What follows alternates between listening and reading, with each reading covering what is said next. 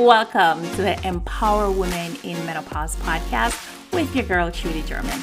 I'm an online personal trainer and wellness coach for women going through perimenopause.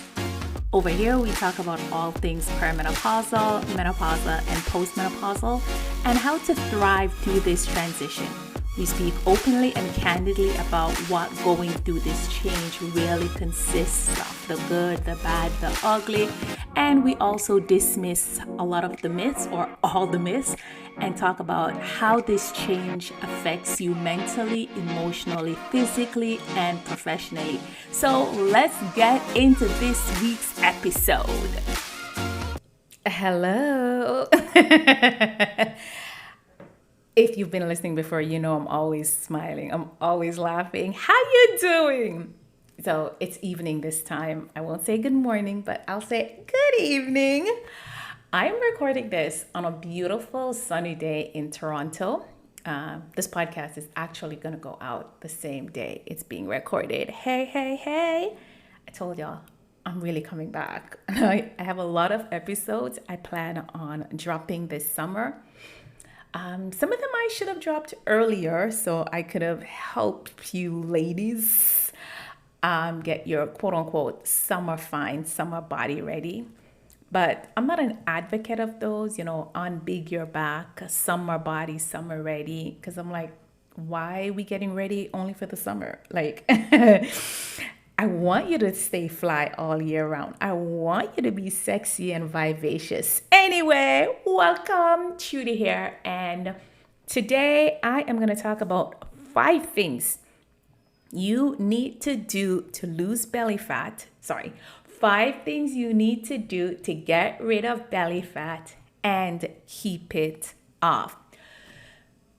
And I want to preface this by saying it is important that you do all 5. Don't just do 4 and then complain nothing's happening. You're not seeing the results. Don't just do 1 and then complain. I want you to look at this as a puzzle. If you have 1,000-piece puzzle and you only, you complete 999 pieces, 1 piece missing makes it incomplete. So I want you to look at it this way. Anyway, let's jump into this. Hold on.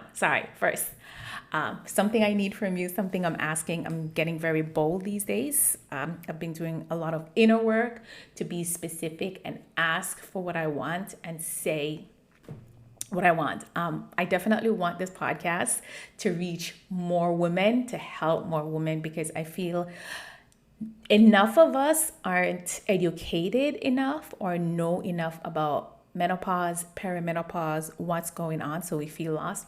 Could you do me a few things? 1, could you rate and give me a review, please, this episode or any other ones that you've listened to, if you found them informative, please. And also, could you also share with your community, share on TikTok, Instagram, wherever. All right, now let's jump into it.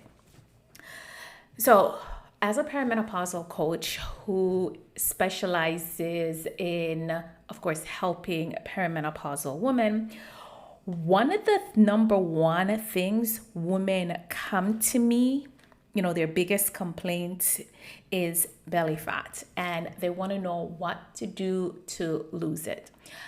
A lot of the things they're doing, of course, are incorrect. They're doing things that they did 20, 30 years ago that worked then, but of course the body is different now, so it's not working. They're putting on belly fat faster than they're even losing it. They're not losing it. They're like, it's my stomach is looking different, not the way I wanted to. I've had women describe the way their body look as a spare tire or a flab, and please don't use those words to describe your body. Your body may not be where you want it to be, but it's still your body, and you have to speak kindly to and about it. Think about it. If you go to work and your boss is treating you like crap, talking to you like crap all day, every day, you ain't gonna want to go there, right? So I'm gonna walk you through 5 things that you should be doing if you're a woman going through perimenopause and you want to get rid of belly fat and keep it off. Number one, if you have listened to previous podcast episodes, you know I talk heavily about this. Manage your stress. And let me tell you something. I know life be lifing, okay? Half an hour ago, I had a conversation with a coworker and a friend of mine, because y'all know I have a corporate job. And she's also going through some stuff. And I remember saying to her, something I have learned about life at 45 years of age, either you're coming out of something, you're getting ready to go in something, or you're in something. It don't stop. And I think a lot of us, when we're going through something, whatever it is, we think we're the only ones going through it and no one else knows what we're going through or understand. But I promise you, we're all going through something. Heck, I am going through something. Yesterday, I was on the floor with a friend of mine having a big old ball, like full on meltdown, right? And it happens. And sometimes I realize I need those big balls, like not a cute cry, but a big ball, because I felt better after. So you definitely need to manage your stress. You know, one of the things that I do to manage my stress is go for walks. Managing your stress at this stage is important, because what happens is when your body stays in stress mode too long, it throws your cortisol level off. Cortisol is a hormone, which I have spoken about on another episode. I'll link it below. And once that is off, everything else is off. I want you to think about this. Once one system or one hormone in your body is imbalanced, there's a ricochet. It has a ricochet effect. Everyone is off, right? So find ways to manage your stress. Sometimes, as I said, life gonna life, and some of the things you can't get away from. If there's some people that you realize, being around them, interacting with them, adds stress to you, if you can avoid them, avoid them. Life's gonna life. So you do need a way to manage stress. I am team Jesus and I am also team therapist. As far as I'm concerned, you can have both. So if seeing a therapist will help you, going for walks, going for swims, just doing something to manage your stress. I'm not going to tell you not to stress, because that's not going to happen. You just want to make sure you're managing your stress, because if your body stays in stress mode, you won't be able to sleep. And then we're going to have another ricochet effect where it has a ricochet effect, right? Speaking of sleep, next up, good quality sleep. And I know you're going to be like, girl, what is that? I'm going through perimenopause. I'm wired in the day, and when I try to sleep at night, I can't fall asleep. If I fall asleep, I can't stay asleep. I toss and turn, with everything that you forgot to do in the day. Now you're remembering it, or it's night sweats. At nights, there are night sweats, or your partner snoring, or you're stressed so much on your mind. Sleep may be hard to come by for you, and sleep, when you do fall asleep, staying asleep may be a problem. You definitely need sleep. And when I say sleep, you need good quality sleep. Sleep where when you get up the next morning, you feel refreshed and energized. Not the type of sleep where you get up, you feel like crap, you feel like you still need more sleep. Those sleep aren't doing anything for you. Sleep is important because this is when your body repairs itself. This is where your muscles repair itself. This is where your brain repairs itself. And also, when you don't get good quality sleep, your hormones are thrown out of balance. Some of the hormones that are thrown out of balance are leptin and ghrelin, the ones that tell you you're full and the ones that tell you you're empty. So if those are imbalanced, then you're constantly going to be eating, and you're not going to be eating healthy stuff. You're just going to be eating a whole lot of processed stuff and just eat and eat and eat and feel like a bottomless pit because your hormones are imbalanced. So this is another reason why sleep is important. And I know when you're stressed and when your hormones are imbalanced, how sleep may evade you. I have experienced that. I have been through that. And let me tell you something now, I sleep right through the night for the most part. Right? I'll do a whole nother episode. Some of these I think I'm gonna do separate episodes, definitely about sleep, because sleep is very important. I really want to dive deeper into how sleep plays an important role in perimenopause and your belly fat and stuff like that. Okay, so the next thing you can definitely do, the next thing you definitely want to be doing is to make sure that you are lifting weights. Yes, yes, yes, yes, yes. I said it. And if you follow me on Instagram, if you have listened to any other podcast episodes, you know how much I push the importance of lifting weights. Now, it's not to say that cardio isn't important. Cardio is important for your heart. But what I don't want you to be doing is an hour cardio every day. I don't want you to be running outside, pounding your joints, running on the treadmill, running on the elliptical. You need weights. When you lift weights, it helps to build muscles. The more muscles you have, no, you will not look like Hercules. You will not look like Arnold Schwarzenegger. You will have more muscles and you will have less fat, right? So also, at this stage, if you're perimenopausal, you definitely should be lifting weights, not just to lose belly fat, but also to strengthen your bones. Because at this stage, me are at a higher risk of osteoporosis, right? Osteoporosis, you don't want that.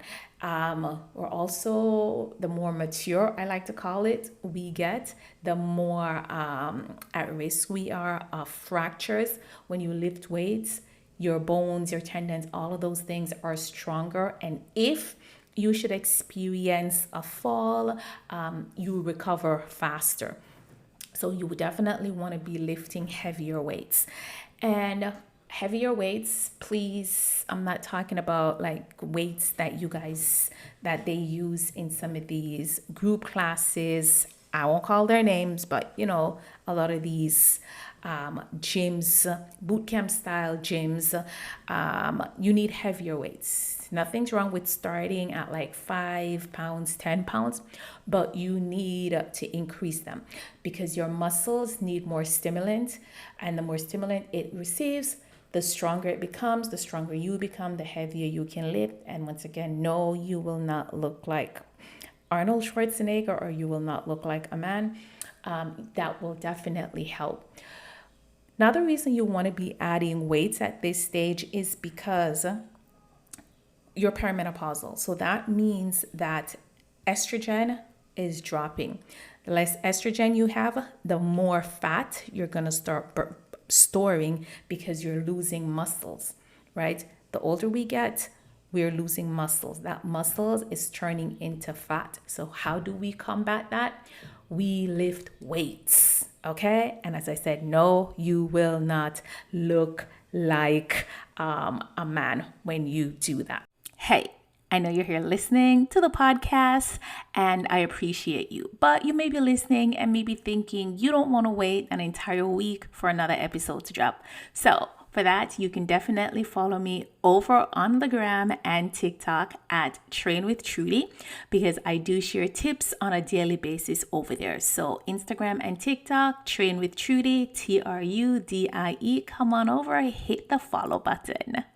Next on the list, next thing that you definitely want to be doing to ensure that you get rid of and keep belly fat off is protein. This, I'm definitely going to do another episode. Hopefully I can get it recorded this week and drop it next week about protein, because most of you are not getting enough protein. I know this based on conversations I have in my DM, based on clients, just based on, my knowledge. Most women do not get enough protein. And I'm going to chalk that up to a few reasons. One, you may not understand the importance of protein. Two, you think you still have this myth of protein only comes from protein powder, and that if you take protein supplement that you're going to look like a man, which you won't. But protein is very, very important. Protein helps to keep you full. Protein helps in muscle repair. It helps to also with cell replication. When I do the podcast episode on that, I'm definitely going to be diving into that. And when I say protein, I don't mean, you went all day without having any protein, and then at the end of the day, because you're trying to lose fat, you have a salad with a little piece of chicken breast. That's not it. At this stage, you should be getting anywhere from 90 to 100 grams of protein a day. You should be having a few meals a day, probably like 3 meals a day with protein each. Because what a lot of women do is, as I mentioned before, don't have enough protein throughout the day. Then at the end of the day, have a little bit of protein and then wonder what's going on. As I said, I'm definitely going to do another episode where I really dive into protein. It's going to include some of the mistakes you're making and how to get more protein. Because I'm going to be honest with you. If your goal at this stage is to lose belly fat, it's not going to happen without protein. And you need protein for other things, not just to lose belly fat. Protein helps to balance some of your hormones. And when you start balancing your hormones, a lot of other issues you may experiencing may dissipate. All right. And the last one, I did 4 already, right? I did. The last one, 5, is to cut your sugar. Now, when I say cut your sugar, I am talking about refined or processed sugar. Fruits and vegetables, fresh fruits, fresh vegetables have sugar. It also has fiber that keeps you full longer. It also has fiber, which is good for the gut. And it also has nutrients. It has minerals that your body needs. The refined sugar or processed sugar, it's anything else, like the juice, the candy, the chocolate, the wine. Yes, the wine, and I do drink wine. The wine, the pizza, the bread, any croissant, baked goods. Anything else except the natural fruits and the vegetables, that's what I'm referring to. Now, when I'm telling you to cut those, I'm not telling you to completely remove it, right? Because you still gotta live. Because I know for me, on a Friday evening when I'm out with my friends, I want a glass or 2 of wine, right? I can't give that up yet.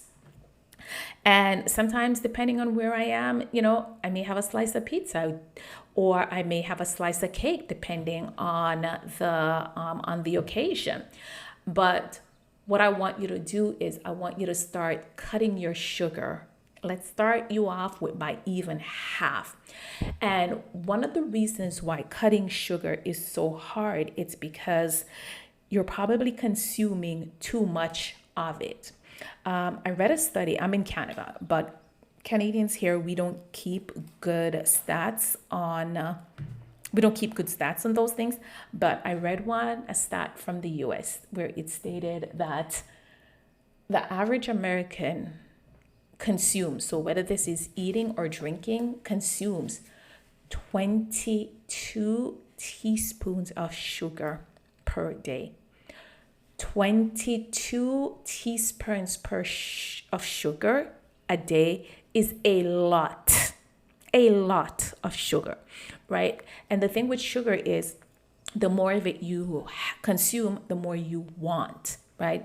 And I don't think you realize that how this is really hindering you. I have women who tell me, yes, I crave sugar, but I've craved it forever. And some women where they're like, oh, I only crave sugar once I hit 40. And there is a correlation of perimenopause um, and sugar craving.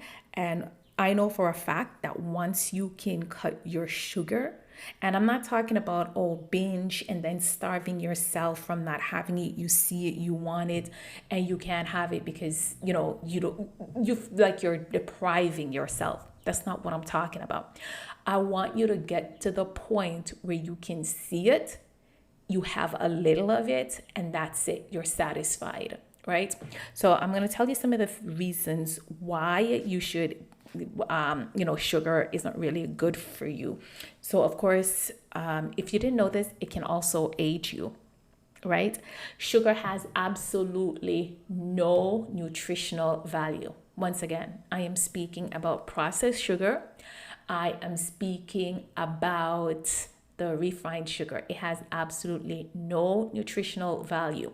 It has no carbs, it has no healthy protein, it has no fiber, it has no fat. You're basically eating or drinking empty calories. And because it has no nutritional value, you're left hungry. So then what do? You go and you have more, usually sugar, because now you start having sugar. So your body is craving it. Because remember, with sugar, the more sugar you have, the more sugar you are going to crave, right? So it increases your causes you to be hungry, and then next thing you know, you're eating more, and the cycle continues. Consuming processed sugar, another thing that it does is the hormone. Remember I mentioned the hormone leptin before when I was talking about sleep. So leptin is the hormone that tells you when you are full. When you are consuming an excess amount of sugar, it blocks it, so you can't even feel full. I want you to think about it. Think about, when you're out with your friends, and you're drinking alcohol, especially wine. Ladies, we love wine. And you're putting back the wine, you're putting it back, and you're having more wine and more wine. Think about how much you're eating then and the next day. You may feel bloated, but you don't feel full. You still feel like you want something. That's because the excess of sugar is blocking the hormone that tells you that you are full. Another thing that happens when you have an excess amount of sugar is the hormone that tells you have energy. It also blocks it. So that if you crave sugar a lot and you also have no energy, you're consistently tired, you feel lethargic. That is because all the sugar you're having is blocking it, so it can't do its job. Think about when something is blocked. Prime example. If you have to get into your driveway, your apartment building, your house, your condo, wherever it is, if a car is parked in the driveway and you can't drive in, it's blocking you. You get irritated, right? This is what you can't go home to do what you got to do. If it's work, you can't get to work to do what you got to do. This is what is happening with sugar. It is blocking hormones. It also causes brain fog, and you may also notice that you're experiencing bloat. That is because the sugar, our bodies aren't meant. So it causes bloat because of the sugar alcohol. Our body is not meant to digest those alcohols, right? So once again, think about it. If you have a stomach that you've been trying to lose, you will notice the correlation between that. Hey, I crave a lot of sugar, my stomach's not going down. And sugar also blocks insulin, and it makes it hard for your body to burn fat. So instead of burning fat, you are storing fat. So those are some of the reasons why you should also kick sugar and do the other 4 things that I mentioned to get rid of and keep belly fat off. And those things are, of course, managing your stress, getting good quality sleep, lifting weights, getting more protein, and kicking sugar. Now, speaking of kicking sugar, if you follow me on Instagram, you know that I do have a challenge coming up. We are starting, I had to change the date. We are starting on June 17th. And in that challenge, it's a 21-day kick your sugar habit challenge. I chose 21 days because it takes 21 days for us to form a habit, good or bad. So in the challenge, what we're going to be doing is you're not simply going to kick your sugar habit. We're going to get to the root cause of why you specifically crave sugar. And we are going to address it. We're going to address it where you can still have your sugar. You just won't crave it. It won't have you in a chokehold. You won't be fiending for it. I'm sure my age, which you're on the same age if you're listening to it. So definitely click the link below and come on over. I would absolutely love for you to join. There still is a special on the price. I'm gonna keep a special up until June 10th. If you do have any questions about the challenge, come on over to Instagram, Train with Trudy, and slide in my DM, and I will happily answer. As I mentioned before, I want you to look at this as a full-on puzzle. This is not one thing you should be doing to get rid of belly fat. It's all of them. And the thing with sugar, I like to say, sugar, not that I like to say, studies have shown that sugar is just as addictive as cocaine, as other drugs, and because it wires the brain, it does the same thing to the brain. The only difference is sugar is socially acceptable, right? Whereas the other drugs aren't, also depending on your environment. Because if you go out and you're like, oh, I'm not drinking, I don't want any cake, I don't eat sugar or stuff like that, people will look at you as if you're crazy. Think about it. Which celebration does not include sugar? None. Sugar is included with every celebration. Weddings, anniversaries, all of those include alcohol, which has sugar, cake, which has sugar, some sort of dessert, which have sugar. So it's very hard to get away from. And as I mentioned before, the more of it you eat, the more you consume. And sugar really does wreak havoc on our body. It wreaks havoc on our brain. And I definitely want to help you to get rid of that habit so you can start having more energy. You can start feeling better. You can look forward to getting off the couch because you feel better and going out, right? So definitely click the link below to join the challenge. If you have any questions, come on over and make sure you are subscribed. And I will see you. I'm going to try my best to record another one, maybe right after this, so I can drop another one before the week ends or within the next week. All right. Don't forget to share this episode with your friend. Bye.